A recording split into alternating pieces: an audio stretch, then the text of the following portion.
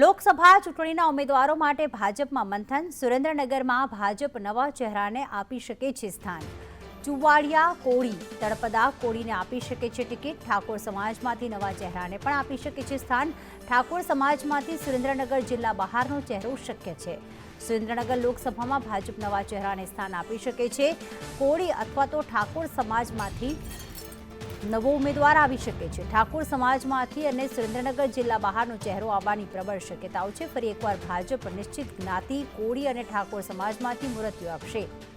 અત્યાર સુધી ભારતીય જનતા પાર્ટીએ ગુજરાતની 26માંથી 15 બેઠકોના નામ જે છે તે જાહેર કર્યા છે, પરંતુ હજી પણ 9 બેઠકો એવી છે કે જેમાં માફ કરશો 11 બેઠકો એવી છે કે જેમાં હજી સુધી ભારતીય જનતા પાર્ટી દ્વારા કોઈ નામ જાહેર નથી કરવામાં આવ્યું.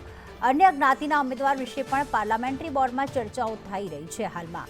ત્યારે કોને ટિકિટ મળશે તે સૌથી મોટો સવાલ. હાલમાં ચુવાડિયા કોળી, તળપદા કોળી કે પછી ઠાકોર સમાજના કોઈ ઉમેદવારને ટિકિટ મળી શકે.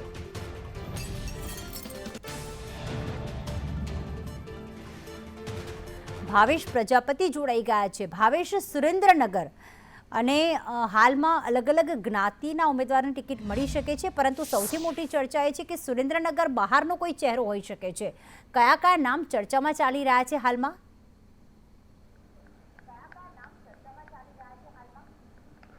ચોક્કસ પ્રીતિ, સમગ્ર મુદ્દે જો વાત કરવામાં આવે તો સુરેન્દ્રનગરમાં લોકસભાને લઈને જે ગુજરાતમાં 15 બેઠકોના નામ છે જાહેર થયા છે, જ્યારે 11 બેઠકોના નામ હજી પણ જાહેર નથી થયા. જેમાં સુરેન્દ્રનગરની વાત કરવામાં આવે તો પ્રબળ દાવેદારી કોળી સમાજ તેમજ ઠાકોર સમાજમાંથી ઉમેદવાર આવી શકે છે. સૂત્રો પાસેથી જે વિગતો છે એ મળી રહી છે. મહત્વના નામની જો વાત કરવામાં આવે તો સુરેન્દ્રનગર જિલ્લા બહારનો આ ઉમેદવાર હશે, પરંતુ લોકસભામાં એનું ગામ છે આવતું હશે. એટલા માટે થઈ જો વાત કરવામાં આવે તો સુરેન્દ્રનગરમાંથી એક પ્રકાશભાઈ કોરડિયાના નામની ચર્ચા ચાલી રહી છે, જ્યારે હળવદના એક ચંદુભાઈ જે સિયોરા છે એના નામની ચર્ચા છે એ ચાલી રહી છે. અન્ય જ્ઞાતિ માટે પણ પાર્લામેન્ટરી બોર્ડમાં વિચારણા છે એ થઈ હતી, પરંતુ ભારતીય જનતા પાર્ટી છે એ સુરેન્દ્રનગરમાં આ વખતે કોળી અથવા ઠાકોર સમાજમાંથી મૂર્તિઓ છે એ મેદાનમાં ઉતારશે, કારણ કે મેજોરિટી સુરેન્દ્રનગર જિલ્લામાં આ સમાજની વધારે હોય છે. એટલે ભારતીય જનતા પાર્ટી ફરી એકવાર કોળી અથવા ઠાકોર સમાજમાંથી ઉમેદવાર છે એ ઉતારી શકે છે. એમાં પ્રબળ દાવેદારી ઠાકોર સમાજમાંથી ઉમેદવાર આપે એવી શક્યતાઓ છે. બિલકુલ, ઠાકોર સમાજમાંથી જો પ્રબળ શક્યતાઓ છે તો કોના નામ ચર્ચામાં ચાલી રહ્યા છે?